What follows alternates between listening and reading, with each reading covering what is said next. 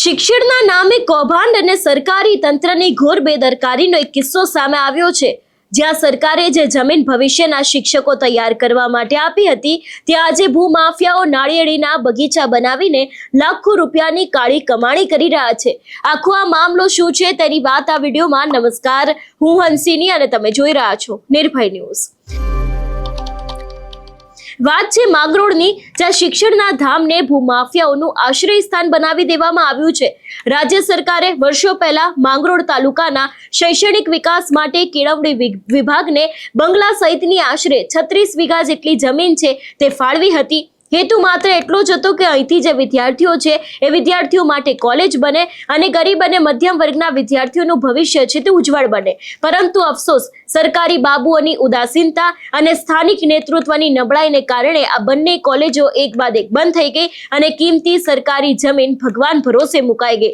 કોલેજો બંધ થતાં જ ગીધની જેમ નજર માંડીને બેઠેલા ભૂમાફિયાઓએ આખા કેમ્પસ પર બેફામ દબાણો કરી લીધા। જે જમીન પર ક્યારેય સરસ્વતીના શ્લોકો ગુંજતા હતા, ત્યાં આજે ગેરકાયદેસર નાળિયેરીના બગીચાઓ લહેરાઈ રહ્યા છે અને ભૂમાફિયાઓ સરકારી મિલકતમાંથી દર વર્ષે લાખો રૂપિયાની કાળી કમાણી કરી રહ્યા છે।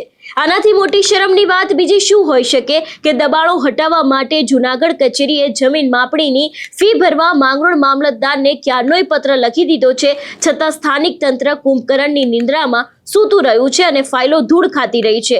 આખી નબળી કડીનો ફાયદો ઉઠાવીને હવે મામલતદાર કચેરીએ પોતાની ચામડી બચાવવા માટે આ જમીન કેળવણી વિભાગ પાસેથી પરત લઈને સરકાર હસ્તક કરવા એટલે કે શરત ભંગની કાર્યવાહી કરવા કલેક્ટરને દરખાસ્ત મોકલી દીધી છે। જરા વિચારો, તંત્રની આ કેવી નીતિ હશે? દબાણ કરનારાઓ ભૂમાફિયાઓ સામે કડક હાથે કામ લેવાને બદલે આખી શૈક્ષણિક જમીન પર સરકાર ભેગી કરી દેવાનો કારસો રચાયો છે।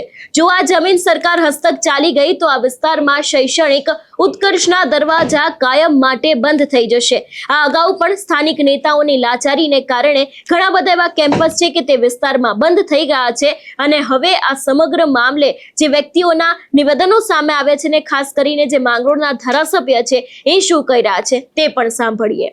સીપીએડ કોલેજ બાબતે જિલ્લા સંકલનની મીટિંગ છે, એમાં આપણા માનનીય ધારાસભ્ય શ્રી ભગવાનજીભાઈ કરગઠિયા દ્વારા આ પ્રશ્ન રજૂ કરવામાં આવ્યો હતો, જેની અત્યારે વહીવટી તંત્ર દ્વારા તપાસ ચાલુ છે।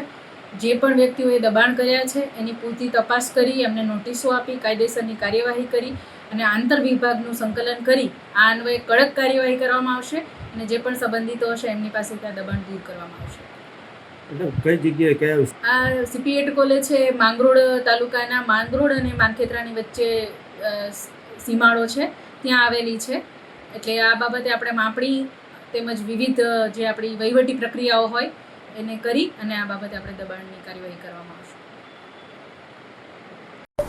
માંગરોળ ખાતે દાતાર મંજિલ નામની એક જગ્યા આવેલી છે, જે સરકાર હસ્તક એ જગ્યા આવેલી હતી।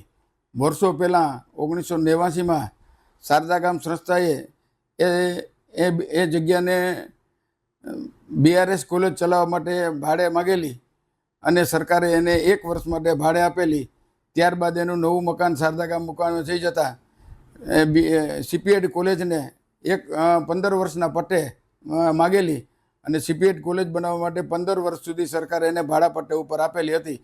એ પછી ભાડાપટ્ટો પૂરો થયો અને સીપીએડ કોલેજ પણ બંધ થઈ ગઈ, બધી જગ્યા સરકારને સોંપી દીધી। હાલ એ જગ્યા સરકાર હસ્તક છે, પરંતુ ત્યાં પૂરેપૂરી જગ્યા ઉપર પેશકદમી કરી લીધી છે। ત્યાંના જે મકાનો હતા એ પાડી નાખવામાં આવેલા છે, ત્યાં કોઈ માલ સામાન રહ્યો નથી, ખાલી નામની જ જગ્યા રહી છે। એટલે મેં મારા જાણવામાં આવતા મેં ફરિયાદ સંકલનમાં પ્રશ્ન મૂકેલો છે અને આ જગ્યા વહેલામાં વહેલી શકે સરકાર હસ્તક લેવાઈ જાય એવી મારી માગણી છે।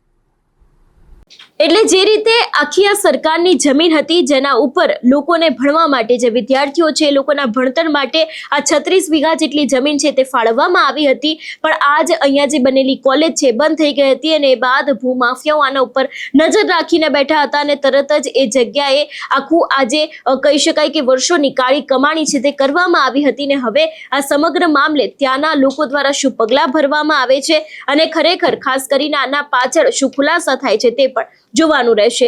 આ વિષયને લઈને તમારો શું અભિપ્રાય છે અમને કમેન્ટ કરીને ચોક્કસથી જણાવજો। તેની સાથે અમારી ચેનલ નિર્ભય ન્યૂઝને લાઇક, શેર અને સબસ્ક્રાઇબ કરવાનું ભૂલશો નહીં। નમસ્કાર।